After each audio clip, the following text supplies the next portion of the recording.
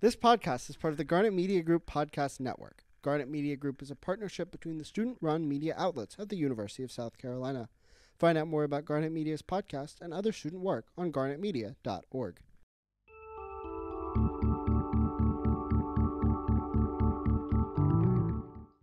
Gubernatorial candidate Joe Cunningham announced as lieutenant governor.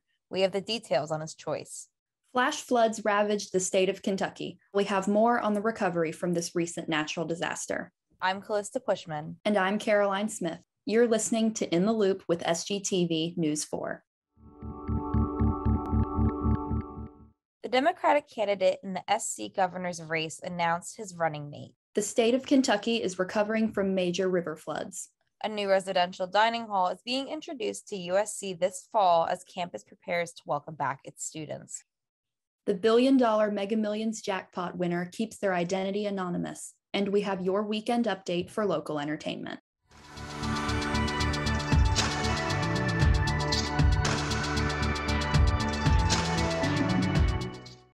The Democratic candidate in the South Carolina governor's race, Joe Cunningham, announced as lieutenant governor this past Monday.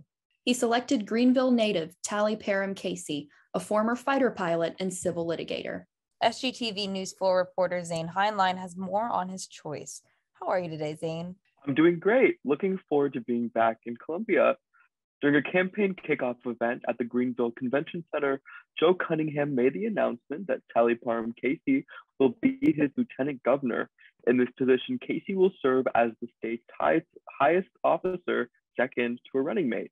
Not only is she the CEO of Weiss Law Firm, one of the oldest in the state, but she was the first female fighter pilot in the South Carolina Air National Guard. Cunningham stated, quote, "Tally is a trailblazer who has courageously fought for our freedoms abroad. Now, I have asked her to help me fight for our freedoms here at home," end quote. With her background in law and serving in the National Guard, Cunningham said, quote, "Simply put, there is nothing Tally Casey cannot do," end quote. Thank you, Zane. Eastern Kentucky has been shocked this week by the aftermath of its recent flooding disaster, which has been called a 1,000-year flood, meaning that there is about a 0.001% chance of a disaster as serious as this one occurring each year. The death toll from the flooding is currently estimated at 37, and as many as 16 counties have been affected. Record rainfall, along with flash floods that hit in the dark of night, are to blame for the high fatalities. Kentucky Governor Andy Beshear says, quote, "We aren't out of the woods yet. We know there are more bodies, and those that are still with us, they have lost everything," end quote. Summer storms brewing in the Gulf of Mexico are to blame for Kentucky's extreme rainfall. Weather systems move inland and north from the Gulf, and these storms get stuck in the Appalachian Mountains. Eastern Kentucky's landscape is naturally prone to flooding, with its steep Appalachian terrain channeling all water runoff to the rivers in the valleys. Global warming and the climate crisis are likely to make historic flooding like this more common. Governor Beshear is staying hopeful that the flooding will soon recede, saying, quote, "When we get out of the emergency situation, we will rebuild because that's what we do," end quote.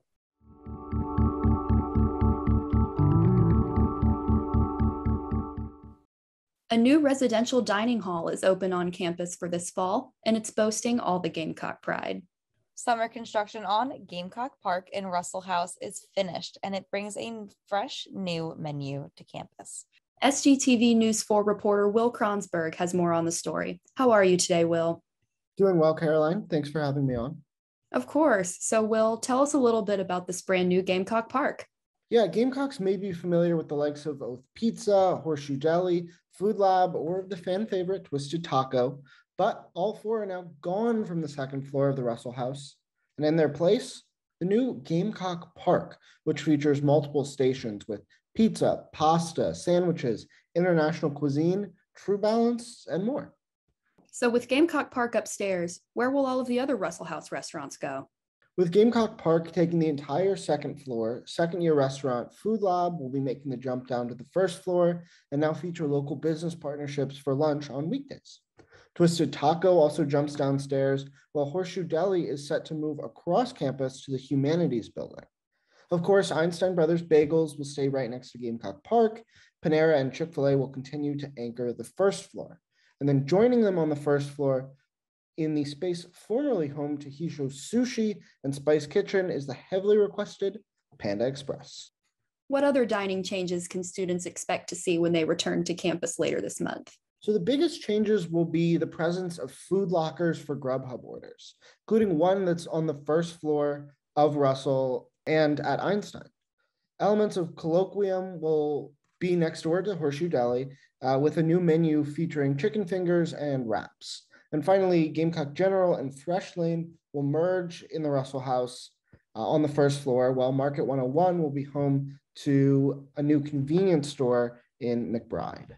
Very exciting. Thank you, Will. There is a lucky winner of the $1.337 billion Mega Millions jackpot. This is the second largest prize in Mega Millions history and the third highest lottery prize ever in the nation. The winning annuity sum grew larger and larger as no one matched all 6 of the game's numbers dating back to April 15th. That's a total of 29 consecutive draws without a jackpot winner. Now, the historic prize of $1.337 billion is only if the winner chooses the annuity option, which will be paid annually over 29 years. Now, if the winner opts to take a lump sum cash amount, their prize will be $780.5 million. The winning ticket was sold at an Illinois gas station, but the identity of the winner is still unknown. And because of an Illinois law, we may never know their identity. Unlike most states, the Illinois lottery says that lottery winners whose prizes are worth over $250,000 can request that their name and hometown be kept confidential. Now, if you were unsuccessful with this week's lottery, don't feel too blue because the odds of winning this lottery were 303 million to 1. We'll be right back with your weekend update on local entertainment.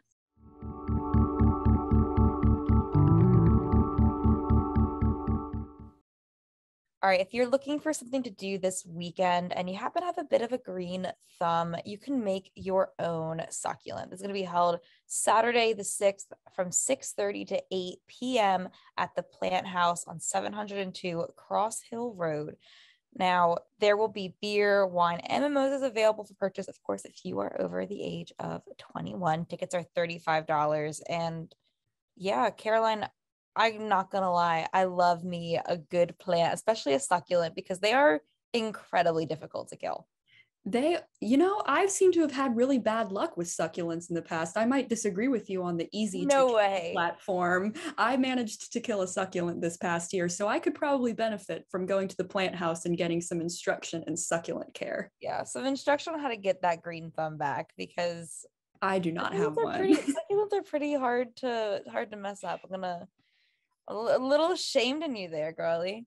I'm sorry. Well, if you're like me and you don't quite have a green thumb, but you still want something fun to do this weekend, you can go to First Sunday at the South Carolina State Museum.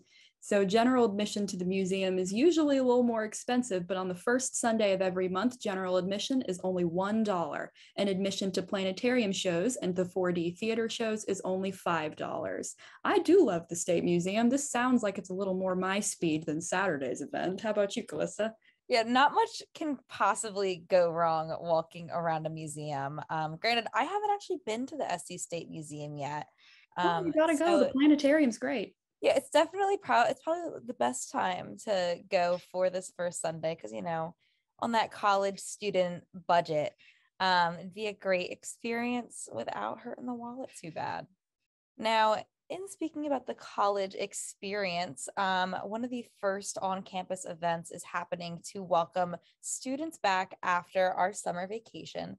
Now, it's called Bustle at the Russell. It's going to be held on Monday, August 15th from 7 to 10 p.m. Held at the Russell House University Union. There will be activities, games, snacks, a chance to win money, maybe not as much as the Mega Millions, but money's money. And yeah, it's going to get students excited at the heart of campus before the first day of class. And fun fact, you can check SGTV out in person, live in the flesh, not just on this podcast. We will be at our office on the 3rd floor of Russell in the GMG wing. So plenty to look forward to. Of course, I'm biased, and I'm sure you are as well, for of course, our wonderful organization over here. But Bustle's a great event, especially, Since we are still in person, we're able to mingle a little bit more, and it's just a great opportunity to get familiar with such an important part of campus. Oh, it's great. I remember going literally the day I moved in in freshman year, and it was the first event that I went to with my brand new roommate who I'd never met, and it was a great bonding experience for us. No, I bet it was very formative.